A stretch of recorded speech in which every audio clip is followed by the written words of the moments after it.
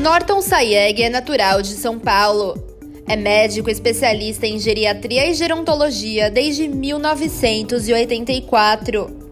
É presidente e fundador da Associação Brasileira de Alzheimer e Idosos de Alta Dependência. Presidente nacional da Sociedade Brasileira de Geriatria e Gerontologia e presidente mundial da Associação Internacional de Geriatria e Gerontologia. É também autor de 7 livros sobre envelhecimento e Alzheimer.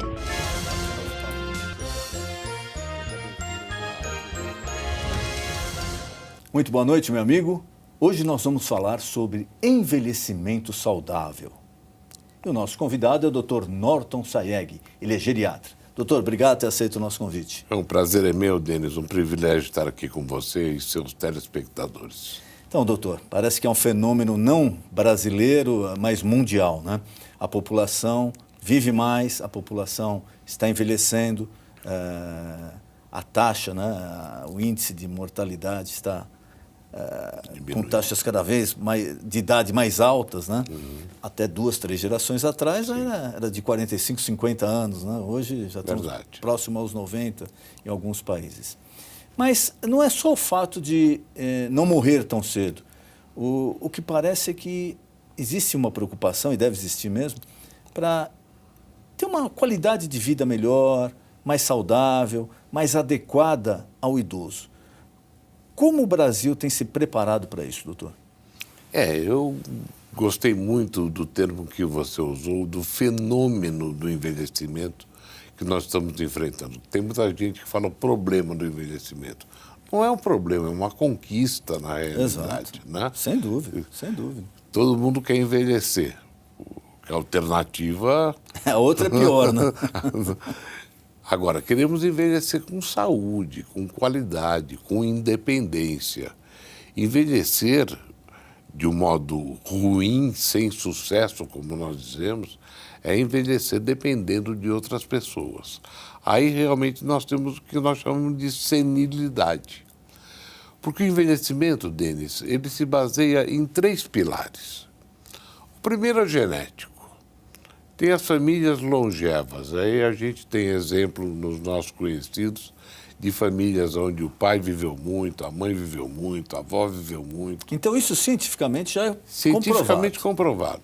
A gente diz até que deve haver um gene da longevidade, que algumas famílias herdam, outras não têm essa sorte. Quer dizer, se seu avô, seu pai viveu muito, você tem uma probabilidade grande de também atingir uma idade muito elevada. Provavelmente. Então, esse é um dos pilares. E ele é imutável. Infelizmente, esse nós não podemos mexer por enquanto. Talvez no futuro, na engenharia genética, a gente continue aí a pensar em reativar esse gene ou implantar esse gene, mas isso é futurologia.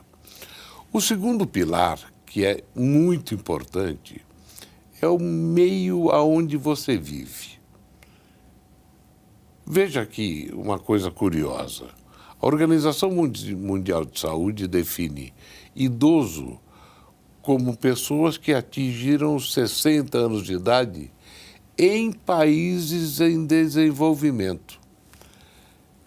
Em países ricos, você só se torna idoso aos 65 anos de idade. Tem 5 anos a mais. Tem 5 anos a mais. Então, mostrando que realmente a infraestrutura que o país oferece para que você envelheça com qualidade, ela muda muito as características do envelhecimento. Por quê? Porque se você não tem acesso a médico, porque envelhecer sem saúde não adianta nada. É terrível. Né? Acrescentar vida aos anos, sim, e não anos à vida. Exato. Ninguém quer ficar numa cama, viver numa cama entrevado durante 20, 30, 40 anos.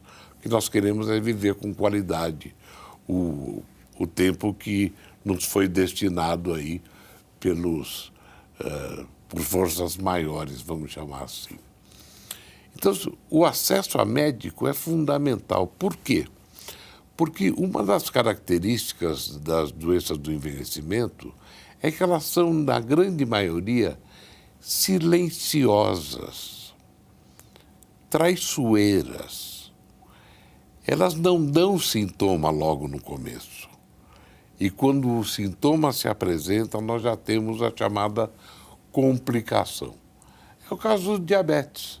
Tem gente que convive aí com diabetes sem saber que é diabético. Muitos né? anos, aí de uma hora para outra... E uma hora para outra vem uma complicação. E aí essa complicação, muitas vezes, é de dificílimo tratamento. Pressão alta. Muita gente, eu não sinto nada, não vou ao médico, não tenho que medir a pressão. Não, tem que medir a pressão. Porque você pode ter pressão alta e não sentir nada, e de uma hora para outra ter um derrame, ter um AVC, e aí vai te deixar uma série de sequelas para a sua vida, etc. E tal. É aquela história, popularmente falando, que não dói, né? Então, quando não dói, parece que a pessoa vai lá, mas eu nunca senti nada. Só vai ao médico quando dói. Então, o médico fica ali apagando o incêndio. Quando, na realidade, a prevenção é fundamental. Existem outras doenças silenciosas no envelhecimento, como a osteoporose. Osteoporose também, a pessoa não sente absolutamente nada até que tem uma dor terrível na coluna, vai lá, a osteoporose já está super avançada e você não tem mais o que fazer, que a pessoa teve uma fratura de coluna porque não se cuidou antes. Tireoide, pessoas que ficam cansadas, deprimidas e não sabem por quê, porque não tem uma razão objetiva para isso, e são sintomas muito mal definidos. Tem uma causa, você vai lá, a tireoide não está funcionando adequadamente, você regula como se fosse antigamente a marcha lenta do carro, né? Que é o que faz a tireoide, ela regula o metabolismo da pessoa. Então, tudo isso é importantíssimo no sentido de prover uma qualidade de vida melhor. E, evidentemente, que países mais ricos oferecem outras condições, como da pavimentação, nós estávamos conversando antes do programa, né? Da acessibilidade nas calçadas. Para a pessoa poder caminhar, com uma bengala, um andador, uma cadeira de rodas. Né? Renda é fundamental. A aposentadoria em países desenvolvidos é muito diferente da nossa, oferece uma qualidade melhor. Aqui, muitas vezes, o que um aposentado ganha, ele não consegue nem comprar os remédios básicos que ele precisa. Quanto mais fazer exames preventivos ou coisas assim, né? Porque a rede pública oferece muita coisa, oferece, mas não é de uma hora para outra. A pessoa tem que ir lá, pedir, e não é fácil, né? Parece que é um favor ainda. Exato. Então, não é fácil como para a pessoa que tem recurso, ela vai até o médico solicita o exame, ela vai no laboratório e faz o exame. Existem países que estão tão desenvolvidos nessa parte e entenderam que fica mais barato você cuidar das pessoas antes que elas cheguem no hospital, porque aí fica caro, que tem programas onde um enfermeiro vai à casa da pessoa idosa levar e administrar o remédio para ele. Para quê? Para evitar que ele chegue numa determinada condição que ele tenha que ir para um hospital. Exato. E uma coisa que vai gerar muito mais despesa para o Estado. Aqui no Brasil, na nossa realidade, doutor, a população, lógico, está envelhecendo.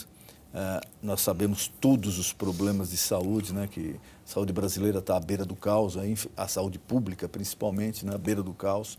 Mas na nossa realidade, qual conselho o senhor poderia passar ao idoso, a pessoa que já chegou lá aos seus 65, 70, 75 anos, quais as dicas o senhor poderia passar para ela ter uma prevenção e um envelhecimento mais saudável?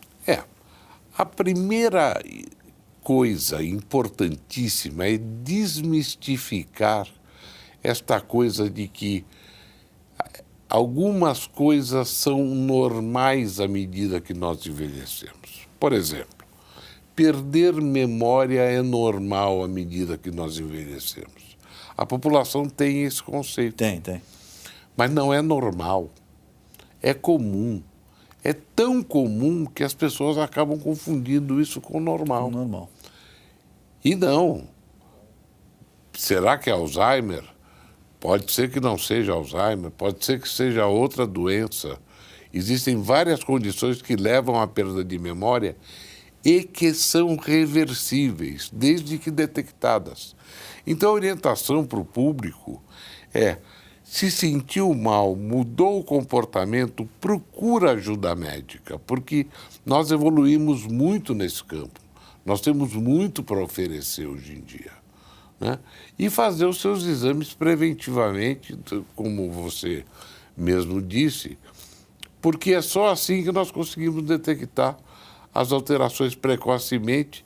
E um diabético detectado precocemente, convenientemente tratado, é como se ele não tivesse doença. Hipertensão arterial, mesma coisa. Hipotiroidismo, mesma coisa.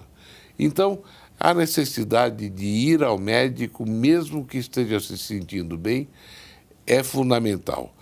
E se estiver sentindo alguma coisa, não explica isso porque tem 80, 90 ou 100 anos de idade. Tem que procurar a orientação de um profissional. Tem que procurar a orientação do profissional. E isso a rede pública ainda não oferece, infelizmente. Existe uma grande dificuldade, um país pobre como é o Brasil, essa coisa de falar país em desenvolvimento. Não, nós somos um país pobre, na realidade, que não oferece dignamente, minimamente, condição para que o idoso possa ter uma qualidade de vida melhor. Tanto é que as pessoas que têm renda maior, estados onde a renda per capita é maior, são pessoas que têm expectativa de vida maior Exato. do que estados onde são mais pobres, né, com a renda per capita menor.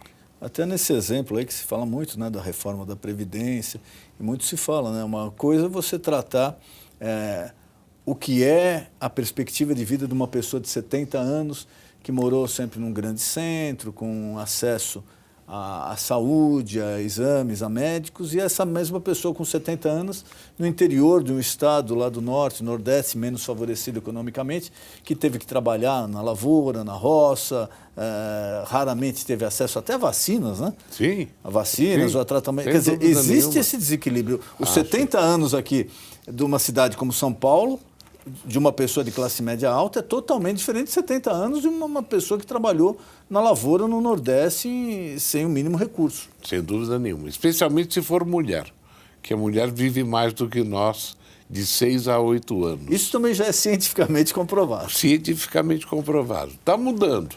Por quê? Porque elas estão assumindo hábitos não tão saudáveis como os homens. Porque uma coisa interessante, falando entre homem e mulher, diferença, é que a mulher se cuida mais.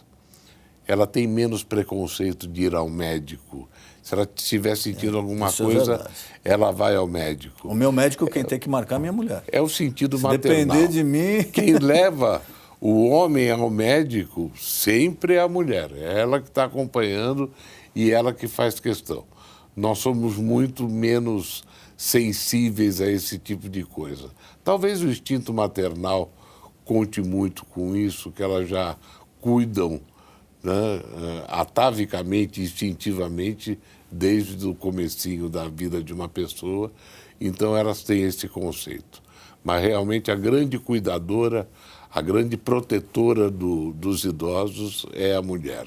É a filha, a neta, a mãe, né? Doutor, uma coisa que parece que agora é outro fenômeno aí mundial, né? A depressão. E atinge pessoas de todas as idades. Aí a gente vê casos aí de crianças, né? Crianças com menos de 10 anos com depressão.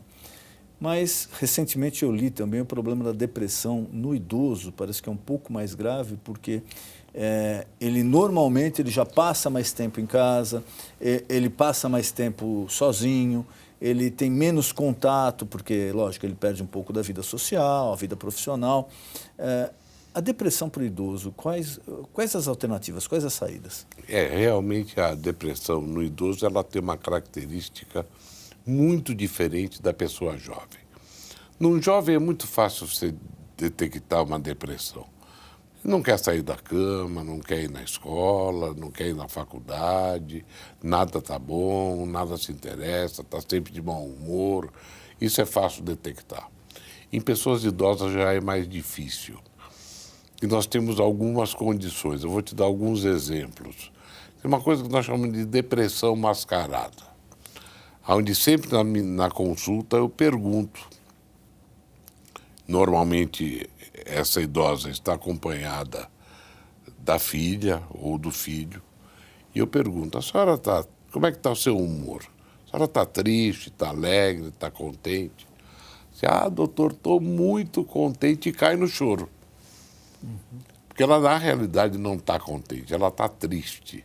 Mas ela tem vergonha de dizer que está triste. Por quê? Porque como ela é sustentada e muitas vezes vive na casa da filha ou do filho... Existe essa dependência econômica. Essa dependência, ela fala, mas se eu falar que eu estou triste, vão me chamar de ingrata. Porque eles me dão tudo o que eu preciso, eles me dão carinho, me dão amor, me dão comida, me dão afeto, me dão abrigo. Mas eu estou triste. Por quê? Porque existe um desequilíbrio químico, bioquímico, a nível de neurotransmissores no cérebro, que depressão é uma doença como qualquer outra. Então, isso tem que ser desmistificado também. E é incrível o tratamento dessas pessoas deprimidas, como muda a qualidade de vida. Então, a orientação que a gente dá, de um modo geral, é que a pessoa idosa, especialmente depois da aposentadoria, que ela tenha uma agenda cheia. Que ela levante de manhã e tenha compromisso, seja na igreja como voluntária, ajudando os projetos comunitários, assistindo palestras ilustrativas, se envolvendo, indo a um museu, se encontrando com uma amiga, indo ao shopping, mas tirar a camisola de manhã, tomar seu banho, fazer a sua higiene, tomar seu café da manhã, tomar os seus remédios, invariavelmente, depois de uma determinada idade, praticamente todos os idosos têm alguma doença crônica para controlar, e ter uma agenda, falando, hoje eu não posso, estou super lotada. É isto que vai garantir em termos, vai melhorar muito a qualidade de vida, qual é o padrão de vida da pessoa do ponto de vista emocional. Porque o ficar em casa já não... Até para pessoa jovem, né? Às vezes a gente conversa com pessoas que ficaram, de repente, desempregadas, ainda jovens, estão desempregadas, estão procurando uma recolocação no mercado, e a reclamação é, puxa, eu estava me sentindo triste, estava me sentindo mal, porque eu estava em casa o dia inteiro. O dia não passa. Eu não tinha o que fazer, eu não tinha compromisso, eu tinha uma vida super agitada, de repente, de uma hora para outra, olho lá, 2 da tarde eu estou em casa, 3, 4, 5 eu estou em casa. E imagina isso para o idoso, né? Porque é difícil de conciliar. Isso o governo ainda, alguns governos, especialmente em cidades do interior, a primeira-dama, uma das preocupações das primeiras-damas tem sido o convívio, centros de convivência para idosos. E existem vários que funcionam muitíssimo bem, onde oferecem uma série de atividades. O SESC, o SENAC, por exemplo, é um exemplo aqui, em termos de atividade. Quer dizer, a atividade existe, gratuita. Agora, vá procurar. Essa é uma dica importante. Eu gostaria de ressaltar, porque muita gente fala assim, mas eu não tenho dinheiro, eu não tenho onde ir, eu não sei o que fazer. O SESC, o SENAC, e em cidades menores, a própria prefeitura, Sim. Basta você se informar. Sim. Eu sei aqui de vários, em São Paulo tem vários cursos totalmente gratuitos. Você não paga nada, absolutamente nada. E de ótima qualidade, viu? Ótima qualidade, e você vai encontrar pessoas como você também, Sim, né? Pessoas como exatamente. você, que querem conversar, que querem ter ainda uma agenda, como o senhor falou. Pro dia né? passar, porque Exato. Senão... Tem idosos que vêm lá com problema de inchaço nas pernas. Por quê? Fica sentado o dia inteiro olhando para a televisão, porque ele nem assiste a televisão. A televisão está lá ligada. Fica lá ligado a tudo. Né? E ele está lá olhando para a televisão. E realmente aí o dia não passa, aí vem a depressão. Com a depressão vem a inapetência, com a inapetência vem a imobilidade, o sedentarismo, a falta de atividade física. Com isso vai se facilitando a instalação de complicações que vão desde problemas de mobilidade até problemas mais sérios, como pneumonia, etc. e tal, que é muito ligado a essa parte de como é o seu estilo de vida. E o exercício mental para o idoso? Às vezes se comenta, né, que é muito importante fazer palavra cruzada, ou aqueles jogos que tem de números, etc. Né? Isso daí realmente funciona, doutor? Sim, sem dúvida nenhuma. Isso não evita doença de Alzheimer. Isso é uma coisa que tem circulado, que é uma prevenção da doença de Alzheimer. Não, isso não é verdade. Mas ela melhora em muito a qualidade de vida. E se for para ela ter doença de Alzheimer, ela vai jogar lá para frente ou vai minorar muitos sintomas que, quando chegarem com perda de memória, etc. e tal, a pessoa vai estar muito mais preparada para enfrentar isso. Isso é ótimo que se faça. Agora, também não é a única atividade. Assistir palestras, por exemplo, existem palestras gratuitas hoje, é uma questão de procurar, né? E se não tem condição de procurar, o filho pode procurar e fazer uma programação perto da sua casa. Hoje em dia a condução, apesar de não ser ideal, mas nós sabemos, ela é gratuita para as pessoas idosas, né? E esse deslocamento, essa certa dificuldade, esse certo estresse, aí tem um aspecto positivo disso, que não pode é ficar dentro de casa, que não pode é inatividade. O sedentarismo, a inatividade física e mental leva a uma série de problemas. Doutor, caminhadas e alimentação. Quais os cuidados? Porque também, às vezes, a gente vê a pessoa que nem se preocupa em saber se tem um problema cardíaco ou não e sai aí meio-dia caminhando. E alimentação? Como o idoso deve tratar isso? É lógico que é uma reeducação alimentar, a idade vem chegando, e caminhadas e exercício físico. Qual a regra? Bom, a regra é que sempre tem uma orientação médica prévia para saber se pode realmente fazer exercício. Na grande maioria das vezes é possível. Porque existe outro mito também, que é a pessoa obrigada a ficar numa academia 2, 3 horas fazendo exercício. Não é isso, não. Se andar 20 minutos por dia, já está de bom tamanho. Agora, uma coisa fundamental, à medida que nós envelhecemos, é a hidratação. À medida que nós envelhecemos, o nosso estímulo da sede diminui. O nosso organismo precisa de água, mas não nos avisa. Isso com a idade? Isso é normal com a idade. acontecer? É um processo fisiológico do envelhecimento, né? É um processo normal do envelhecimento. Então, é importante que, preventivamente, as pessoas idosas reservem uma garrafa de água filtrada, mineral, se for o caso, e ingiram 1 litro, pelo menos, todo mundo pode ingerir 1 litro, fora o chá, o leite, o suco, né, do dia a dia. E tome isso preventivamente. A água é que eu costumo brincar com os meus pacientes, eu digo muito as minhas pacientes, porque a grande maioria que nos procura são mulheres.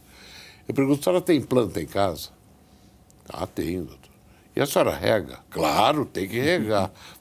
E se a senhora rega a planta, a senhora não acha que teria... E tomar água? Não, tomar água eu não gosto muito. Água eu detesto tomar água. Posso tomar 1 litro de suco? É mais difícil você conseguir tomar 1 litro de suco. Então, preventivamente, isso é muito necessário, né? E também alimentação que seja o mais saudável possível. E quanto mais colorido o prato, maior o nível de vitaminas e sais minerais que você está ingerindo. Colorido seria cenoura, beterraba, alface, abobrinha, Exato. Esse tipo de coisa. E não se privar de muita coisa, né?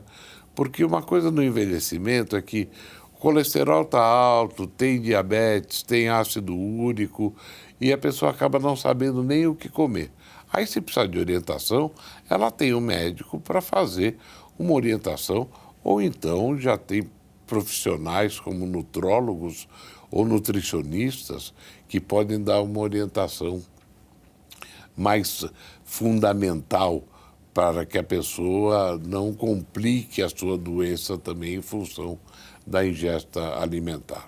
E o sono, doutor? Muitos idosos reclamam. Eu não consigo dormir a noite inteira, eu durmo pouco, eu durmo 2 horas, acordo, eu durmo de novo, não tem mais aquele sono contínuo. E a gente sabe que a falta de sono não faz bem a ninguém, né? Esse é um assunto fundamental, Denis, que você está levantando. Mas nós temos que pensar algumas coisas. Primeiro, à medida que nós envelhecemos, nós gastamos menos energia. Por mais que você tenha uma vida ativa, você vai ter o metabolismo mais lento do que um jovem de 25 anos de idade. Então, automaticamente, você precisa de menos horas de sono, fisiologicamente, normalmente. E o que acontece muitas vezes é que chega no consultório com essa queixa. Ah, doutor, ele não dorme. E que é uma receitinha azul, que é o veneno das receitas. É o vilão da perda de memória, é a tarja preta. Usou tarja preta com problema de memória, pode estar certo que ali provavelmente está o vilão, está identificado o vilão. Mas vamos voltar. A depressão pode levar à perda de sono, à insônia. Então você trata a depressão, regula o sono. E saber que horas, qual é o estilo de sono dessa pessoa. Que eu pergunto assim, não dorme como? Que horas ele vai dormir? Ah, ele vai dormir logo depois de jantar. E que horas ele janta? Às 5 horas da tarde. Ora, 5 horas da tarde. Se ele dormir 6 horas, 1h da manhã... Já dormiu 7 horas. Ele está acordado. Ele já dormiu o que tinha que dormir. Mas ele está acordado no horário que todo mundo quer estar dormindo. E uma outra coisa que nós temos que falar aqui, que existem cuidadoras informais contratadas muito boas, a grande maioria delas. Mas tem algumas que querem que o idoso durma para que elas possam dormir. Dormir também, exato. Precisa tomar muito cuidado com esse tipo de informação. Porque o remédio para dormir eu prescrevo. Claro, em casos onde realmente a pessoa precisa, mas só quando é absolutamente necessário.